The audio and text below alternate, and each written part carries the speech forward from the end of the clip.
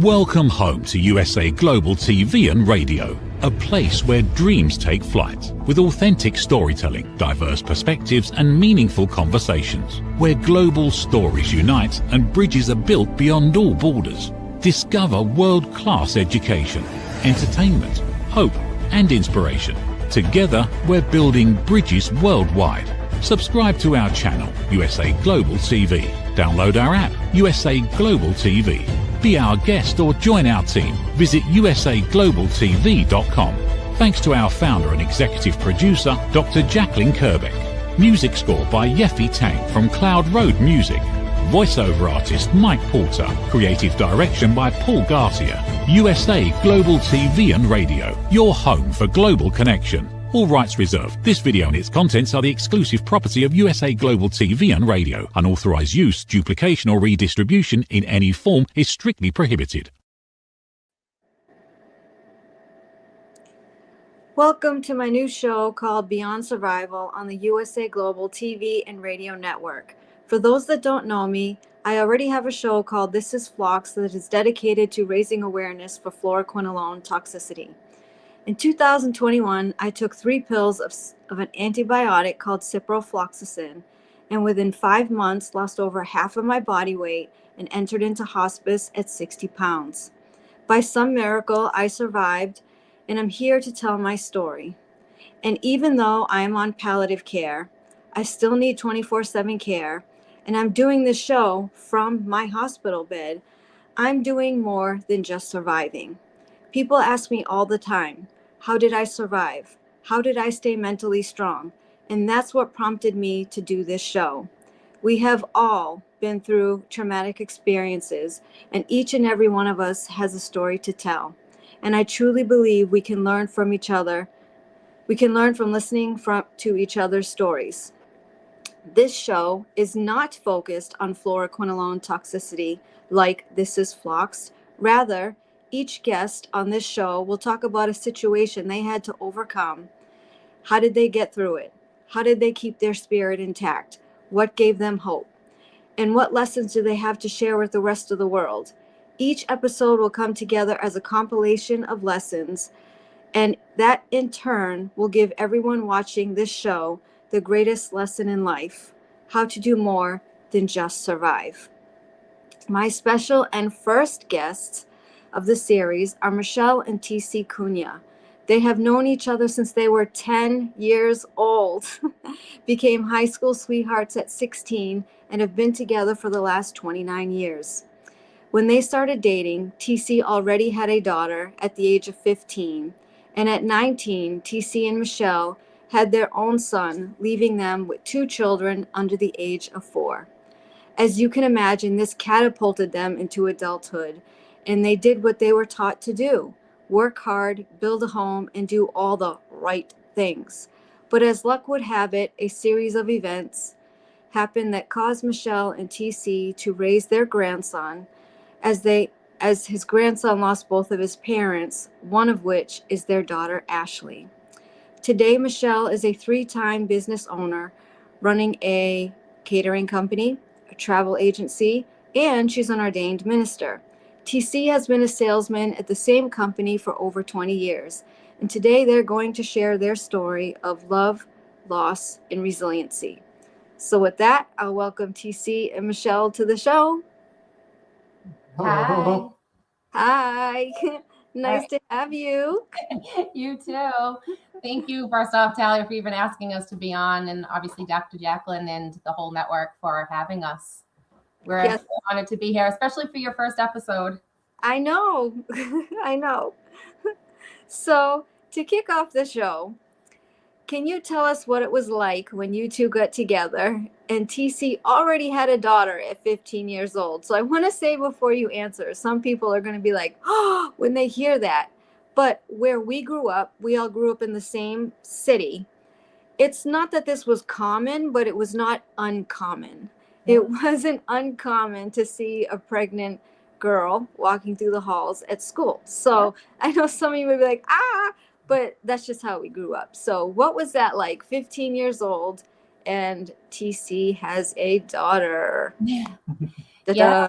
Yeah. So as you mentioned, we first met when we were 10. I was in a different middle school and had transferred into middle school. So it's funny, our grandson is about to be 10. And I'm like, can you imagine him meeting the love of his life right now? I definitely couldn't. And ironically, a year later, he left that middle school and went to the one that I came from. So we didn't talk again until high school. And he had a girlfriend, and obviously, as he just mentioned, he had a baby at 15 years old. After they broke up, the baby was about 10 months old, and then him and I started kind of hanging out and started dating. And she was obviously part of the package. So I didn't just fall in love with him. I fell in love with her too. So yeah, and here I go starting already, Talia. I know. And it's crazy. We look back and we talk all the time about like my parents, like, and I brought home my boyfriend in high school who had a child. And if they were very different people, like this would be a very different situation. And, they just kind of went with it. And it was something that was normal to us, but not normal to the outside world. And I think that's what's unique about it. Yeah, I always say, like, if her parents were any different and strict, this might not be a thing, because they allowed me to come into their home at a young age with a daughter, and they welcomed me, and out of it all. Well, maybe they just knew that this was meant to be. And they just let it happen, knowing it was going to happen at some point anyway. Yeah. And then we went on. Like, I remember we were 17 saying we were going to, we actually laid out our budget. We had a bank account at 17 together. Like, this was already set in stone from the time we started dating, which is just wild. Purchasing furniture for an apartment we didn't have. Like, yeah.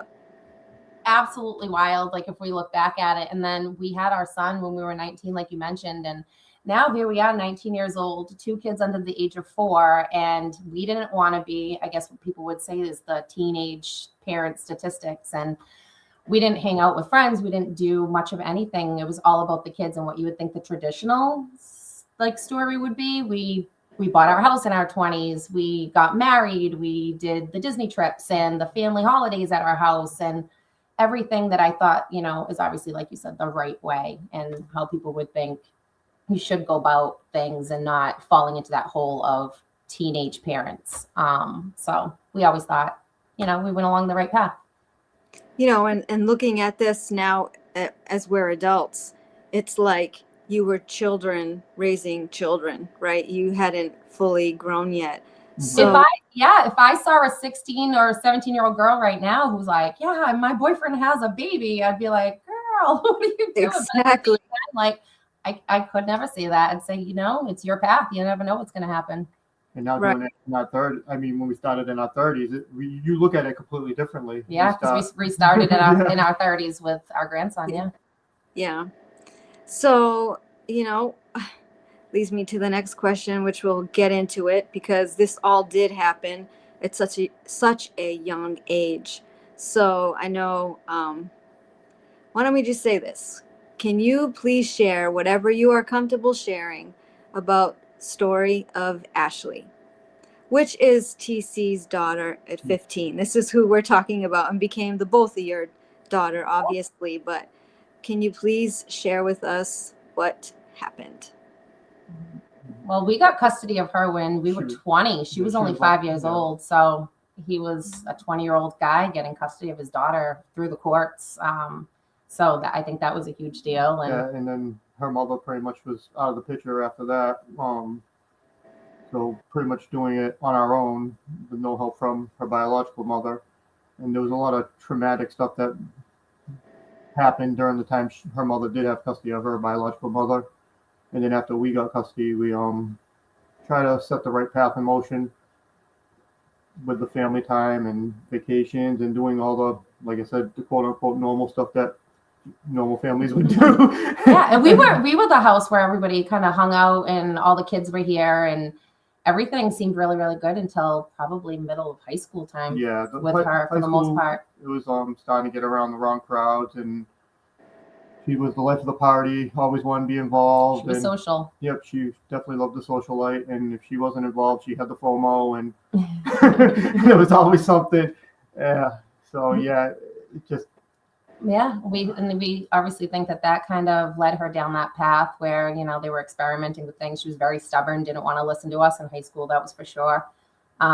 We got a message, probably it was end of 2014 to beginning of 2015, from a friend of hers who was looking out for her best interest. And that's when we learned that she was actually doing opioids. And to find out something like that, like, I don't think we understood the weight of what that meant.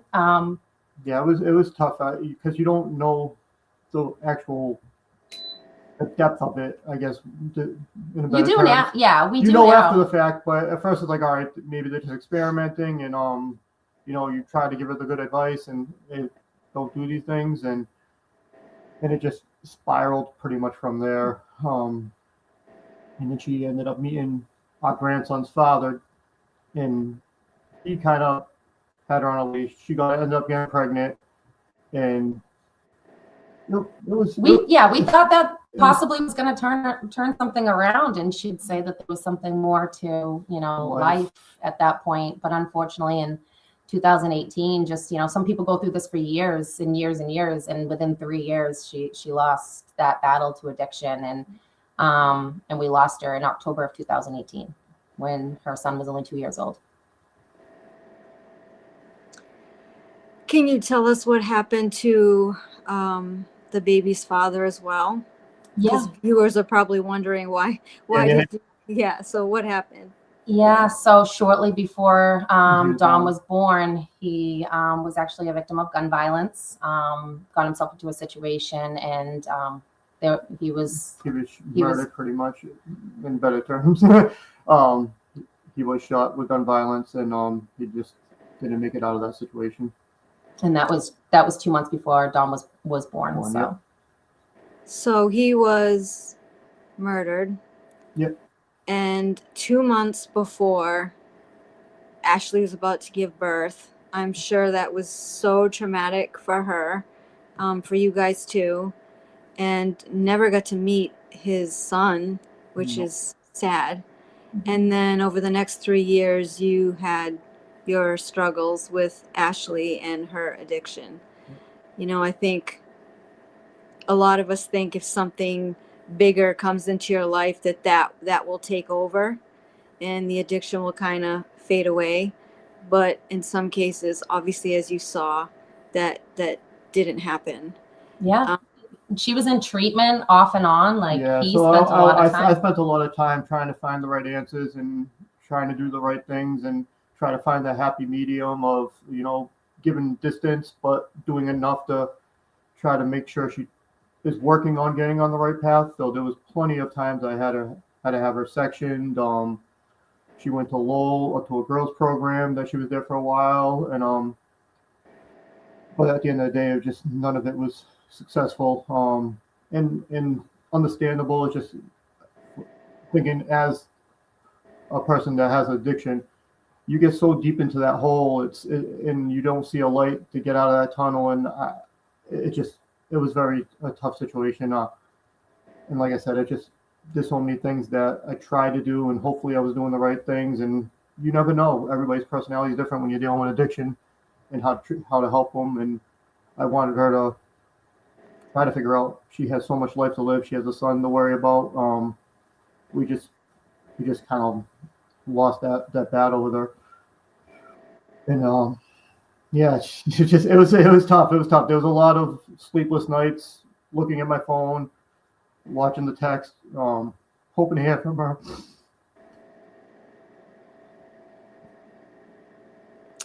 Was there ever a time where it seemed like she was going to come around and things were going to get better, and then you got your hopes up, and then Yep. Well, that's the thing. I think nobody wants to be an addict or go through that. Nobody's ever going to stop and say, this is what my life is going to be. And I had it in my family. A very, very close family member actually overdosed the same weekend as he did. He made it, and he's still with us, but he obviously battles addiction. You just don't think it's going to come into your own four walls also. And I know she didn't expect that either, you know. And they say with addiction, there's a lot of things with, you know, the mental health aspect of it, and somebody who has like ADHD, and she was diagnosed ADHD, and it's something It's compulsion. Yeah, it's compulsion. It's something she needed for herself. And once she was in it, and unfortunately, especially an opioid, it takes a hold of you. And she didn't want that. That final year before she passed away, just even the text messages with her, she's like, I want to get better. I want to be home. I want to raise my son. And I know she truly did want that. But we gave her opportunities to come home and stay home, and then we gave her the last opportunity, and she ended up overdosing in her bedroom on Christmas night. On a Christmas night, and Oh my God. that would have been her last night.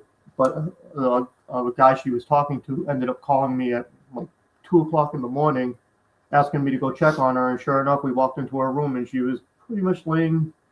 He had to perform CPR until the ambulance and fire truck arrived, and they shot her with Narcan. And it was amazing that she woke up from that, because I thought that was probably the last time, from my experience, my first experience, I was seeing somebody like that. And there was really no life when I was sitting there on the phone with the 911 at the time, and pumping her chest, just hoping that she would wake up.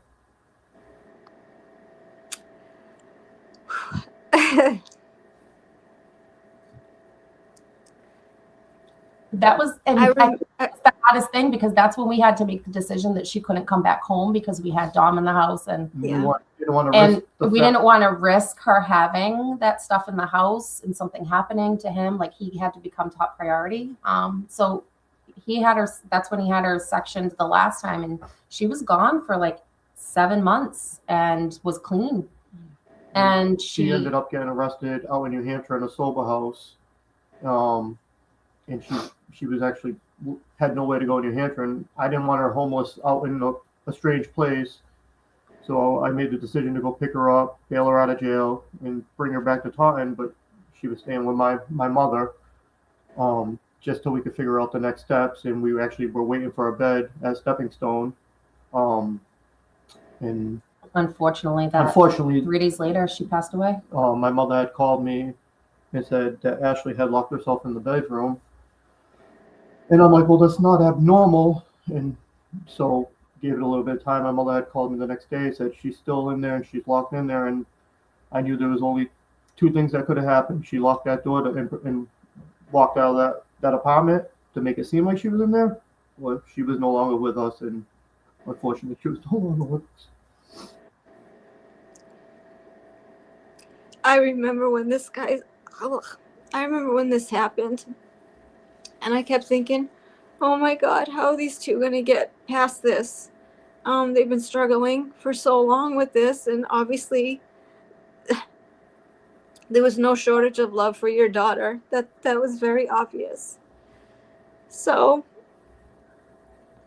I think the hardest thing is, you can post on, say, social media and say, my child has this illness and I'm asking for prayers. And that's one thing. There's such a stigma around addiction that, one, you don't want to put that person out there, but two, it's how do people look at you or perceive you? We're an open book. We're the type that, we'll tell you anything. We'll share anything. And at the end of the day, though, we weren't putting her stuff out there. So I don't think a lot of people outside of our inner circle would have even known that that's what we were going through. Yeah. And, I truly believe that one of the worst tragedies for a parent is to lose a child. You always think you're going to go before your children. And oftentimes when children pass away, like for you, you said it was October 2018, right? They get stuck in 2018 for a little while, or sometimes they get stuck in 2018 forever. But you guys didn't do that. So how did you keep going? Like, what kept you moving forward? Well, there wasn't just one thing. And we lost a child and gained a child. There was that aspect of it. It wasn't just we had lost, we actually gained. So even trying to balance all that out, it's even to this day, I still will walk over into the living room and see him sitting there And I'm like, wow, how did this all happen? How did we get here? Yeah, it is amazing. And obviously we had another child. Our son was 18 at the time that she had passed away. So he wasn't young. He had already graduated high school and all. But, you know, at that point, there's other people who are also dealing with it, not just us. So. And yes, we took our time to grieve. And it's just life moves on. It really does. And it's either you can't change what's happened in the past. You can only affect what's going on in the future. So, I mean, I always try to keep that mentality going forward. But yes, I could just be driving on the road and think about it and bust into tears. It's just. It almost doesn't feel real. There's sometimes where like she was gone for so long at times that you don't even realize that it's still reality until it reminds you, even 8 years later. Yeah, I don't think wounds like that ever heal, no matter how much time has passed. So I'm going to ask you guys this question. Now that all these years have passed, these 8 years, if you had 1 hour with Ashley today, what would you say to her? I think that's the hardest one, because I think your first go-to is, you know, why, what could we have done differently, and ask her those questions. But I think that that's a huge waste of time. Well, I always say, like, the life she was living must have been miserable for her. We just want to know that she's happy now and that this was the right. And I just want to know that she's at peace. Like, that was really what maybe got me through it. It's just thinking she's at peace now. Because I knew what had been done living that life. But yeah, it just, I would just want to know that she's loved. She was always loved. I mean, I grew up with her. I had her, I was 15. She was a bit part of my life and my growing phase. So yeah, I would just want to make sure she's at peace and just let her know she was loved, and we all miss her. And she's missing out on so much. I think that's the biggest thing, is if you have that 1 hour, is just to kind of show her, talk to her about what, you know, what's been going on, you know, what does she think? And she has a nephew now, and yeah, there's a lot that she's missed in the last 8 years. And my son loved her to death. And like, I mean, everything. He puts her in the forefront with the son, and you could just tell he wishes she was here to see him grow up and have a kid and see her nephew. Yeah, it's tough. It's tough. Just thinking about it, it brings up all the emotions. Yeah, I understand that. Thank you for sharing that with me. I know this isn't easy, but if there's one thing I know she knew she was loved. And if there is somewhere up there, as they say, you know, when she's looking down, I'm sure she knows how blessed she is that you two have taken over and take such good care of Dom for her. And you really do honor her memory all the time, which is very admirable. No matter how painful it is, you still honor her and talk about this. Oh, and Dom reminds us every day. He's just like her. We called her, we always said she had Ashleyisms, and he has Ashleyisms. It's just the most wild thing, because he didn't really know her. He was 2 when she passed, and he laughs just like her. And the laugh is something that I love the most about her, was the way she laughed. He does the exact same laugh. So it's almost like we get to relive that. And sometimes we say that, like, his humor and the way he brings up things. Like, I got into a car accident. It's like, oh, somebody doesn't know how to drive. And that's exactly how she would say it. With all of this, you know, the struggles you went through with addiction and losing your daughter and moving on, and I think you guys have done a great job of moving on with your lives, obviously still respecting Ashley. What's the biggest life and lesson that you've learned so far that you could share with other people? If you could give them one lesson, each one of you can respond, or the both of you together, it doesn't matter. For me, it's like nothing's really that important. Your life could change at any moment. The trajectory of what you think is going to happen could change at any moment, and you know just as well, Talia, like, anything could change your life don't take it all so seriously. We're only here for a short time.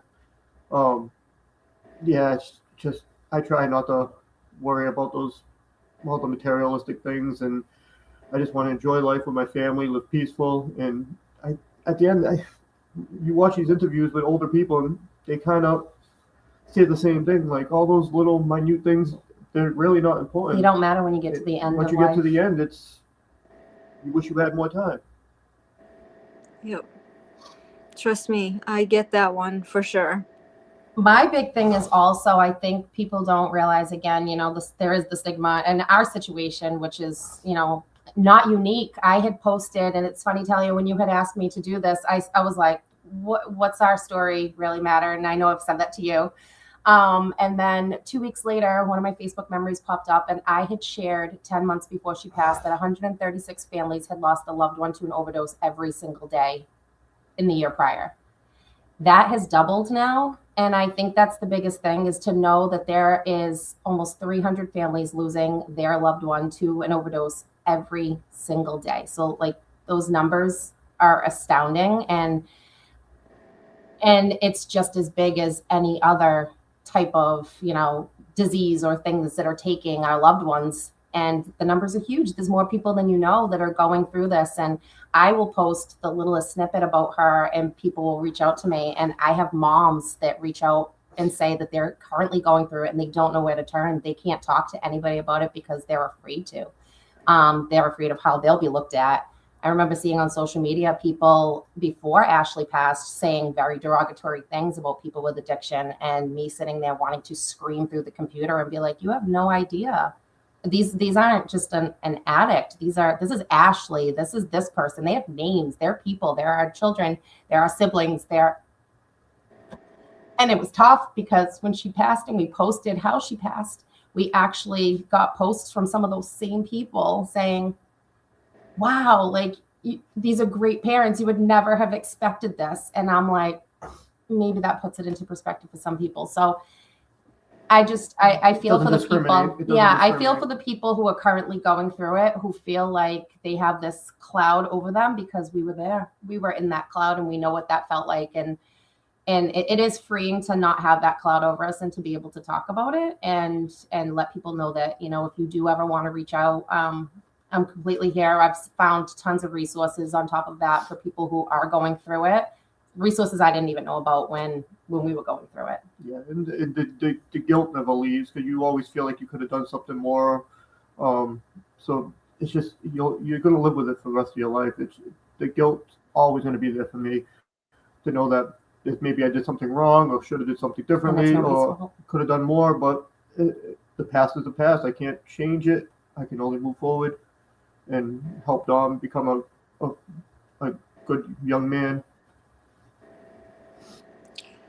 You mentioned when I first asked you to be on the show, and you were like, what do you mean? Like, I don't have a story to tell. I'm like, what? Are you kidding me? And, and your point was that so many families deal with this, so it wasn't unique, is what you had told me. But I said the way you guys handled it is unique. And that is what has touched me so much, is that you just took over and did what needed to be done, took care of Dom. You still had your other son you have to take care of. You still kept going on with life. And the fact that you look back and think that you didn't do anything extraordinary actually says a lot about the two of you as people, right? Because it is extraordinary. You did it without thinking. You did it out of love. And for me, I just have so much admiration and respect for the both of you, seriously, because there are lots of people that would not have taken that her grandson, that would not have dealt with her addiction, right? But you guys did. You did it all the way to the end and beyond, right? You're still doing that now. So I just wanted to throw that out there, because I do think it is something that is beyond survival that you are doing. It's not just like what everybody else is going through.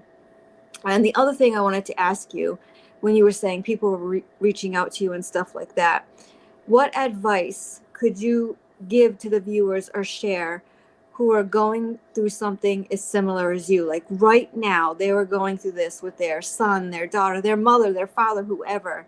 What advice would you have to share with them?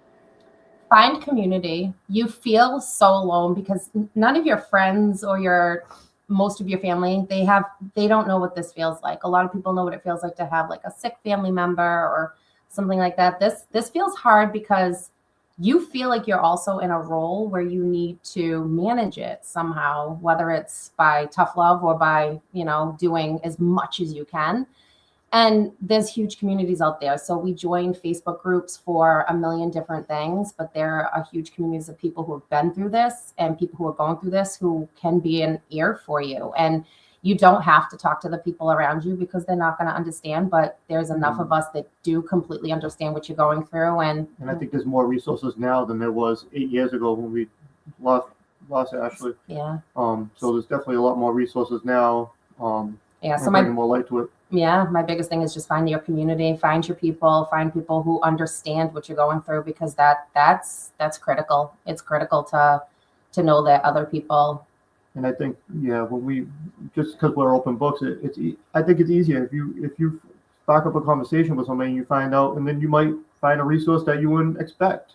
I had that happen during a work call, and the lady actually worked for some kind of counseling. I don't remember the name of it. It was 8 years ago, but there was a group of parents that would get together at the local high school, and they would discuss their troubles with their child, a family member, whatever it was. And some had lost children, some were dealing with it currently. But there was groups that you can go sit down at once a week and be able to be around people who know what you're going through. Mm-hmm. How do people find these groups? Online? Like, how did you find them? His just happened to be in conversation, and there's a local one here in Taunton that they do it, and it's grandparents that do get together that are raising their grandchildren for whatever reason, and a lot of them are in the same situation that we're currently in. So there's a lot of Facebook groups that are geared directly towards it. So I always say, Facebook's one of the best places. And even if you don't write in there, maybe if people don't feel comfortable, just reading and seeing what other people's recommendations are or what they've done, I think is huge. And I didn't know about any of those back then 8 years ago at all. Yeah, because even our town now has gatherings every so often to give resources that we didn't have 8 years ago when we were dealing with this. So now there's a lot more resources that are available, especially if you look for it. I think one of the most unfair things about addiction and why there is such a stigma is because people feel that the person can control it and it's their choice. And if you actually do research on addiction, or if you have an addiction yourself, you'll see that addiction truly is a disease. And some people that have diseases get very upset, like, I have a disease that wasn't my fault. This person has a disease because they're choosing to do X, Y, Z. And I think it's very unfair. And I think that these people lose compassion because people don't understand that it is something chemically. It is a disease. I truly, truly believe that. And if the viewers are out there watching this believing that addiction is a disease, then you know how hard it is to get anybody past it. Yeah. Any kind of disease, you never know the outcome. There's no right or wrong. There's no complete handbook. You know what I mean? And so true. I know, yep. I know you guys are gonna struggle with guilt, and I know no matter how much anybody tells you not to, you still will. That's just the nature of a parent and loving their child. But I think you guys really did the best and continue to do the best even after she's not here. So talk about loving someone beyond the grave, literally, right? And their son.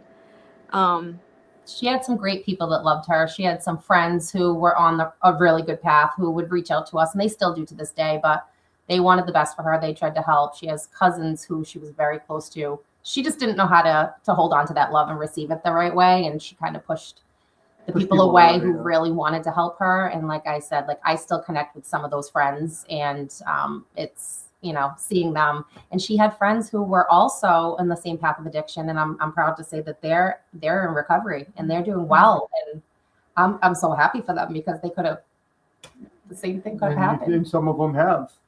Yeah. Some of them did lose, and Yeah. you know, some of them I'm so proud of to hear that they're doing good, you know. Yeah. So We're thankful too. We had a good family support group around us that, especially when it happened with Dom and everything, they were very helpful and helping watch him when we needed and being there for us as much as possible in those tough times. And, you know, most people watching this don't know you. This is why you're on the show, right? They don't understand how loving and such kind people that you are. So I think that's also why you got such the outreach that you did and the support, because you are that way for other people. You know, at least that's how I see it. I know sometimes you were probably disappointed by people. That's natural, but you really do have a lot of people that love you. I can see that. I'm one of them, but you know, We love you back. I know. You're special. You're a special person. Yeah. And to close out the show, if we have time afterwards, we'll take questions. But if you've seen my other shows, so you know I always close every show, no matter what show I'll have, with a message of hope. So can you two give our viewers out there who may be going through something similar a message of hope? How to get through this, how to deal from a tragedy like this, anything you think can help people do more than just survive. Well, we're fortunate because we have each other. A lot of people don't have that. So I guess it's just literally finding somebody that you can lean on, and somebody who, you know, can hear you when you're breaking down. Or Well, yeah, because these situations usually could break up a family, and I think it probably made us stronger after it all the dust settled. but just having somebody who, again, you can break down with, or 1 minute and then go to joy the next minute. But find the joy. Don't stay in the hard, but acknowledge the hard, and know that each day you're not going to move on without them. You're moving on with that person. Even though they're gone, they're still here. They're still, you know, we still have memories. Things pop up, and we get to smile at that, and we get to say, at least we got to love them, you know. So Yeah. She's a very lucky but unlucky girl. good way to put it. Yeah. Yeah. So do you have anything else to add before I see if there's any questions or comments that people would like to share with you?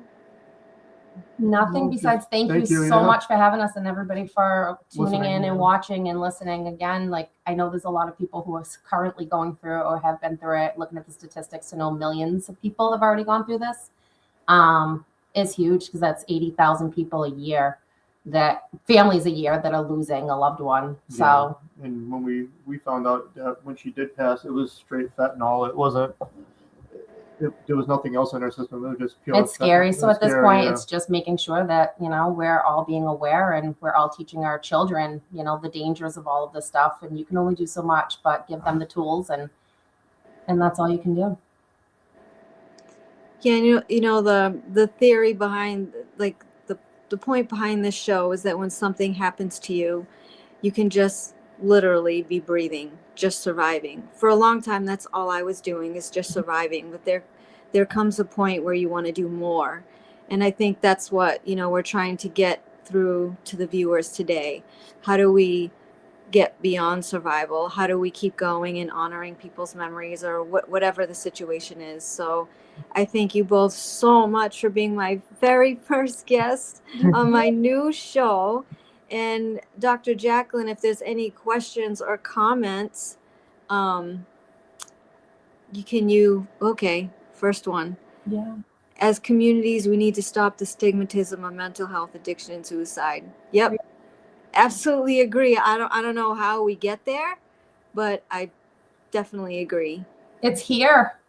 So that's the biggest thing. It's I always feel vulnerability brings us together more than not talking about it does. Yeah. You know, Not talking about it doesn't raise awareness. No, right, yeah. I think being vulnerable and talking about the situation brings awareness. Yeah. We have Carolyn. This is a friend of mine. It matters. I lost my best friend to it. We need to talk and tell their stories. I'm so sorry. To hear that. Knowing y'all in high school, after moving to Florida, kept in touch via Facebook, followed the story, and still listening, already knowing I'm crying. Love you guys. You two are some of the strongest people I've ever met. See, I told you. Yes, it is. Very heartbreaking. Thank you. But here they still are, sharing the story, as painful as it may be. And she says, your story is absolutely extraordinary. Young parents going through everything in life and coming out stronger as a family is absolutely amazing. That's right. That's why I said you were children raising children. You were still growing yourselves and still trying to come into your own. And look what you've become. Look what you've done. It's absolutely extraordinary. It truly is. And that's why I wanted you to be on my show. I think people can learn a lot from the both of you and your story. And, you know. She got my link. There we go. Thank you. Yep. Yeah. So anybody who's watching who wants to reach out, if you're going through it, I have moms still to this day. Like even recently, I had a mom reach out saying that she was trying to find her child because she knew that they were back into the thick of it, and she was scared. She was really, really scared while I was talking to her. And as much as I'm a huge empathetic person, like my empathy is massive. It's in my bones. And I feel like, and I know I've gone through it, so it's easier for me to feel that, and it's heavy, but I'm here. Like, I get it. So if somebody wants to message or they just need to talk and just scream, cry, freak out, or ask questions, like, you know, we're here. Anything else, Dr. Jacqueline, or is that it? Looks like that's it. I think they would come up. So thank you both so much again. Thank you. For being on my show and for sharing your story with me. Thank you. I love you both. We'll talk soon. All right. Thank you, Talia. Thank you, everyone. Well, that concludes my first episode of Beyond Survival. And starting next month, I will be doing 2 shows a month. This is Floxed and Beyond Survival. And actually, next month is only a few days away. So I'll see you all very soon. Thank you, and be safe. USA Global TV and Radio proudly presents Tracy Cram-Perkins, a dementia caregiving survivor teaching how to balance care with peace of mind. #1 resource for dementia caregivers. It's the book Dementia Home Care: How to Prepare Before, During, and After. Over 17,000 copies sold of this must-have guide. And now a testimonial from Talia Smith. If I was to describe this book to someone who is going through a similar situation, I would underscore how important it is to have some sort of a tool or a guidebook to help you through certain stages. And there's so many, it's such an unknown topic to the average person. And to have this as a reference is essential. It's going to help you get through it personally, as well as help your loved one manage. To learn more, go to TracyCram-Perkins.com. Tracy Cram-Perkins is an award-winning author. She's also the host of Dementia Home Care television show. Watch it here on USA Global TV and Radio. In a noisy world, true connection begins with listening. Elevated listening transforms every conversation in just 5 simple steps. Pause and breathe. Set your intention. Listen with curiosity. Reflect back. Agree on one next step. Join the Listening Mentor on Let's Finally Talk with Dr. Jacqueline Kerbeck, the Listening Mentor, where we help you find inner peace, one conversation at a time. Streaming every day, Let's Finally Talk TV show with Dr. Jacqueline Kerbeck, only here on USA Global TV and Radio. Subscribe to our YouTube channels to watch and engage with all our content. Thank you, viewers and listeners of USA Global TV and Radio, for joining us today. We're honoured to have your time and attention as part of our global community. At USA Global TV and Radio, we believe in the power of authentic conversations, meaningful connections, and creating a world of possibilities together. Want to be part of something bigger? Join our team of elevated listeners at usaglobaltv.com, a space where your voice matters and your ability to listen transforms relationships. Stay connected with us across all our platforms for thought-provoking discussions, expert insights, and empowering stories. Subscribe to our channels at youtube.com/c/USA Global TV. Follow us on social media and explore the endless opportunities we're creating for growth, learning, and inspiration. Together, we're not just broadcasting, we're building bridges and changing lives one conversation at a time. For inquiries, contact us at info@usaglobaltv.com. Produced by Executive Producer and Director Dr. Jacqueline Kerbeck. Voiceover by Mike Porter. Creative direction by Paul Garcia. All rights reserved. Visit usaglobaltv.com to view our full terms and conditions.